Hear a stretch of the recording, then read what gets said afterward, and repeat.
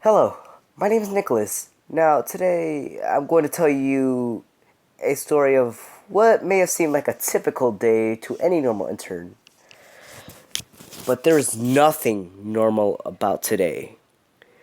It was my first day as an intern at Nickelodeon Studios. They picked me up after receiving my associate's degree from ITT Tech. It was a stupid school, but it taught me what I needed for this chance. Running donuts and making coffee sucked. I could tell you that much. But it had its perks. Me being on the road of an editor, I sometimes received an opportunity to see episodes before they were officially released. Today, I was invited to the editing studio, but you see, it was odd. There was no one there. Normally, this would cost me my internship, but oh god, I couldn't resist the urge. It was overwhelming, encompassing, encompassing. Oh dear God, that feeling. As soon as I walked in, the door slammed behind me. I figured this was one of those somewhat cruel pranks the editors sometimes pulled on the new guy. So when I locked the door, I figured this was some kind of punishment. So when I heard the door lock, so when the door locked, I figured this was some kind of punishment, and my heart slowly sank. My internship was in huge jeopardy. Oh, they probably already knew I was here. Panicking, I ran to the door with all my force, slamming into it, but with all my might.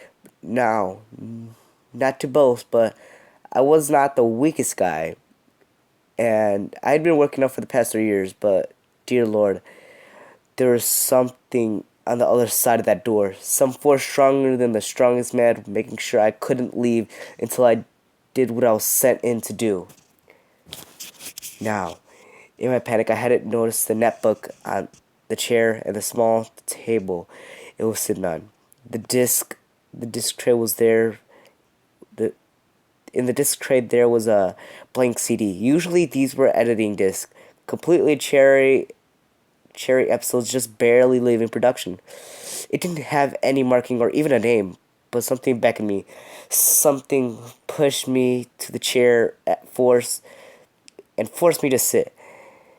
As I pulled this chair back, my heart rate slowly increased. You could almost hear it in my chest. Thump, thump, thump, thump. I slowly pushed the DVD tray shut without any prompt or confirmation. It just started. Something seemed odd, odd straight away. Normally, it would open in a VLC or a Windows Media Player. However, this was odd.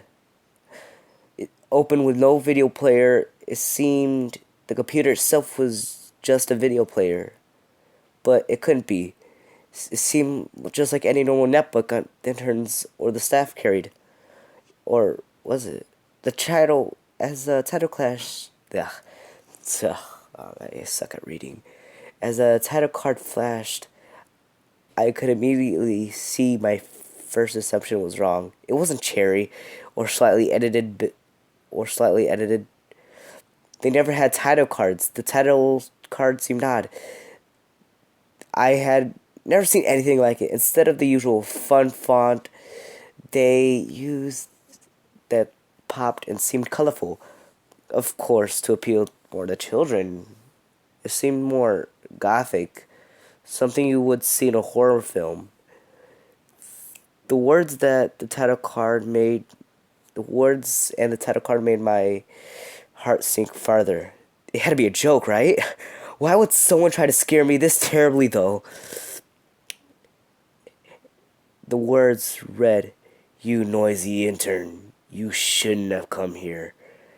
And the usual happy bubble transition when that were that we were all used to was gone. The text just melted down the screen, almost like blood running from down a wall. I'm sorry.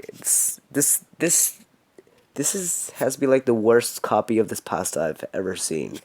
But to be honest, this is the only one I could find that wasn't. Yeah, sorry. The text just melted down a wall, almost like blood running down a wall. It slowly faded into the show from a couple seconds of utter silence. It transitioned to one of the familiar openings with SpongeBob slowly snoring in bed with Gary sleeping beside him. On his newspaper, a blowhole of an alarm was there. Even the bed was. I began to feel relieved. I remembered all this from when I was a kid. It seemed to be normal, but was it?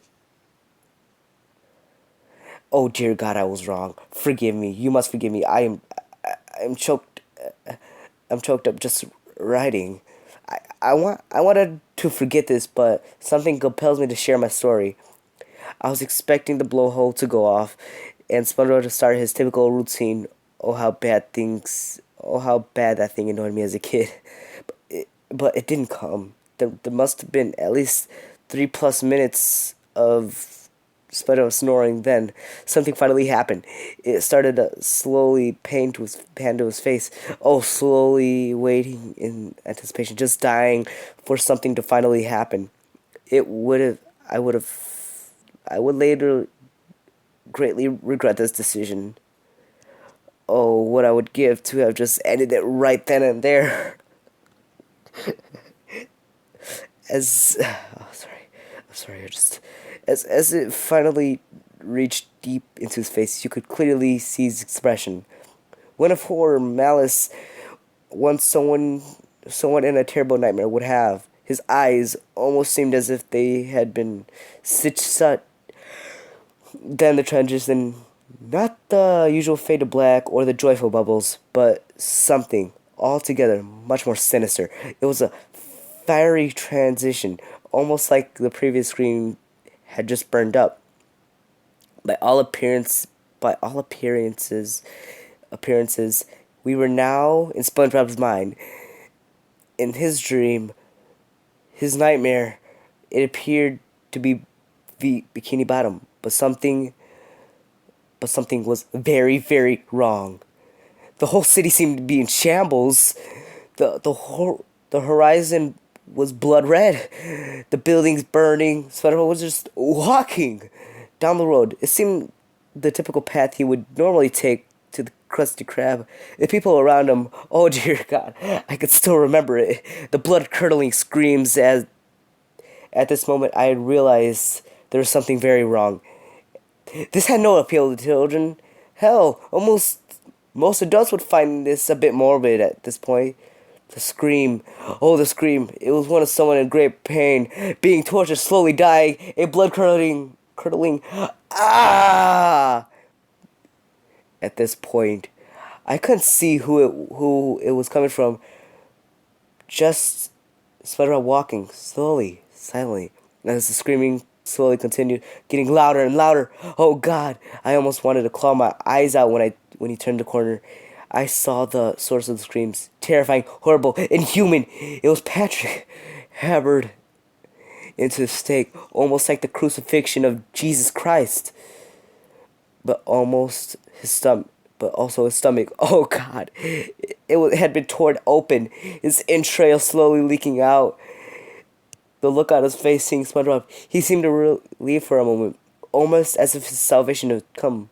But his eyes began to water, just staring at SpongeBob, almost beckoning. His eyes spoke for him. They screamed, "Please! Oh God, help me! Please help me!" We then transitioned over to SpongeBob, and he now just stood there, staring at Patrick, watching his friend slowly suffer and die.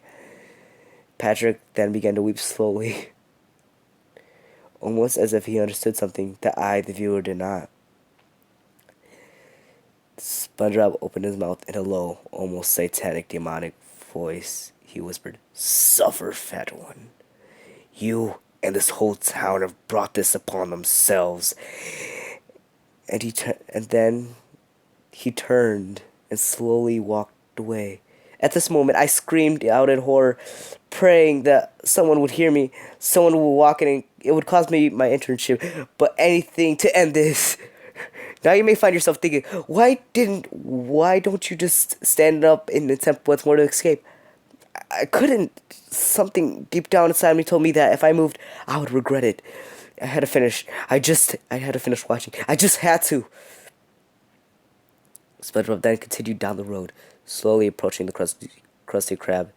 In the background, you could now hear more screams. Some were horrible, blood-curdling ones. You could tell they came from one in great agony, but there had been one new sound thrown in. A horrible, twisted laugh, one of great malice. Almost as if someone had been hunting an animal thoroughly and thoroughly enjoying himself. All too much. You could hear them very distinctly fading away into the background, as if they were chasing something in the other direction. You could hear them. Oh, even if it faded, it was still heart-stopping. Ga ha ha ha, mu ha ha ha ha, ha ha ha. SpongeBob seemed unfazed, as if he was almost used to it. You could now slowly hear clattering behind him, slowly breaking the mind-numbing silence. It sounded almost as if something was crawling slowly toward him. SpongeBob then slowly turned, as if he expected this. He slowly turned, his face slowly came into view. His eyes, they changed. They were no longer seen to be his normal, happy, joyful-looking eyes. They were blood red, full of malice, hate, and anger. One would expect this face from a demon. Hell, the devil, even the devil himself would find this look fitting. I myself slowly began to weep, with no end to this horror in sight. His eyes now fixed on something. It slowly transitioned over. It was Patrick. Dear God. Oh my God, forgive me.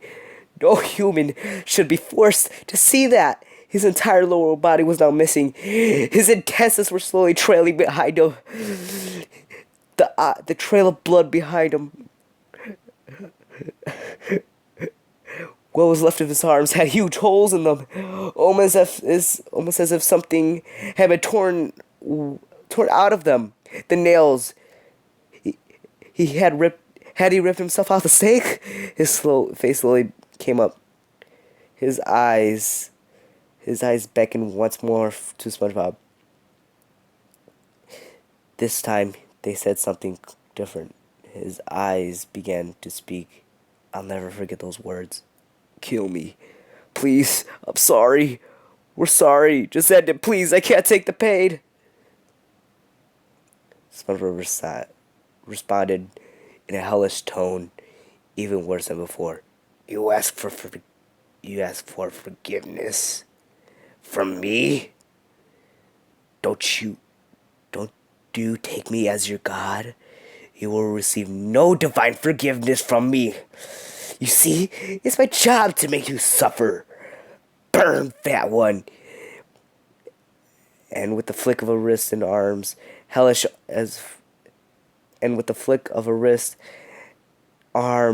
arms, seemed to just sprout out from the ground and grab hold of him and tore him down to seem into what seemed an endless, hellish abyss.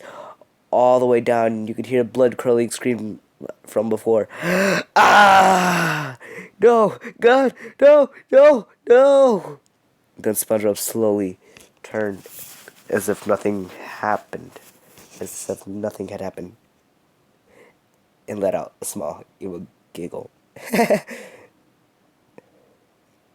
By this point, I almost had been wishing the same thing to happen to me, just so I wouldn't have to see this anymore. And at this point, I was crying so hard I almost felt like a little girl. I felt weak, empty, as if I was about to throw up. As much as I wanted to, I just couldn't choke anything out. SpongeBob slowly approached, finally, the doors of the Krusty Krab. The path behind him. Oh God, the usually cheery path to the entrance had stakes all along them. Into them were hammered into the corpses of our familiar characters: Sandy, Mr. Krabs, Larry the Lobster, Pearl, Squidward, Mermaid Man and Barnacle Boy, Mrs. Puff, and so on. And on their faces they all too wore that expression of utter sorrow, as if they had died in crying in fear of what stood before them. We then transitioned back to SpongeBob, who now reached the door. Now something happened out of the horrible nightmarish thing I was witnessing. The whole building began to shake, almost as if I was enduring an earthquake. The only light in the room blew out. The power went out. Now I was in the dark, alone, in the shaking building. I could hear my fellow interns flee and the developers run without even a second thought of where I was. You could hear the car's tires squeal as if they raced away. Why had they been in a hurry to escape? Then back to the show, almost as if I was being forced to watch. He now stood alone in the Krusty Krab. All lights were out, and there was utter silence, except for a small red glow coming from the door that usually led from the kitchen. Oh, so familiar. That so familiar kitchen where SpongeBob usually stood making his delicacies. He began to slowly approach it. Junior. Okay, sorry.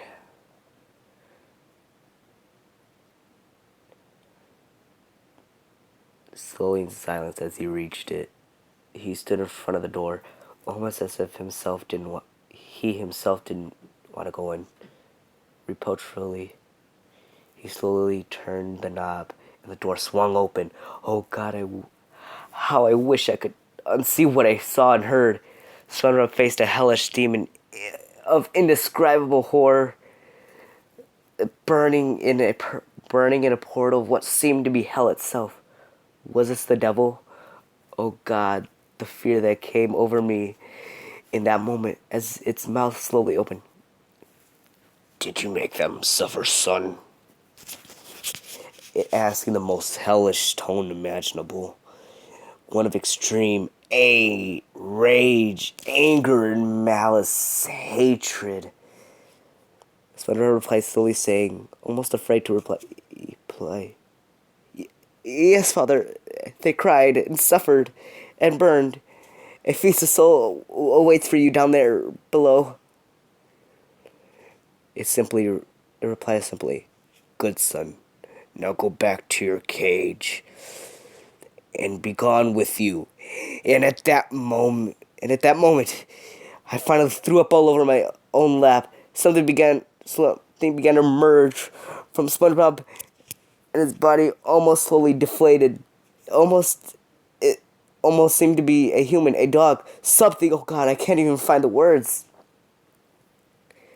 It crawled towards the portal, and a swift kick, its father kicked it into what appeared to be hell itself. Then it turned slowly, looked at me, the viewer, and slowly mouthed something so subtle, so quiet, but chilling to the very core. It seemed as if it was speaking to me. It said, "Oh, don't worry. Your world is next. It'll suffer at your hands. And as this one did at his." It slowly transitioned over to SpongeBob, or what was left of his corpse, just skin. "Oh, you'll all atone for what you have done. All of you. You're next." And with that, the computer itself slammed shut and burst into flames.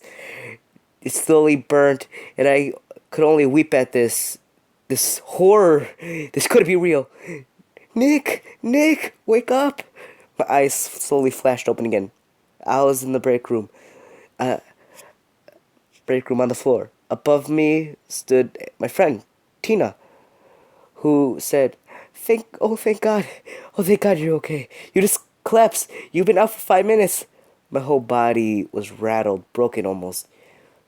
Turning to her, I had this uncontrollable urge turning to Tina and said, Don't thank God on this day. He won't save us. He has abandoned us. His abomination. His failed creation. Tina looked aghast, horrified. She ran out, screaming. I quickly got up and quietly left. And I sit here, writing calmly. Maybe now I accept my place. Oh, I have work to do. Isn't that right, Tina? Slowly turning to her disemboweled body. Dismembered body. Oh, I didn't forget about you. You're next. I end with this. I am coming. I am coming for you. I am the chosen slayer for your world. This world. A messenger of hell itself. And oh, yes, again, I'm coming for you. Each and every one of you. And you'll never stop me. Don't try to run or hide. I'll find you.